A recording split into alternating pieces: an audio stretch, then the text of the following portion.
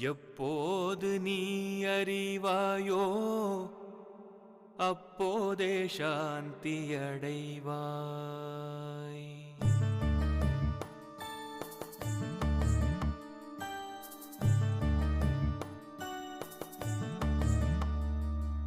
எப்போது நீ அறிவாயோ அப்போதே சாந்தியடைவாய்.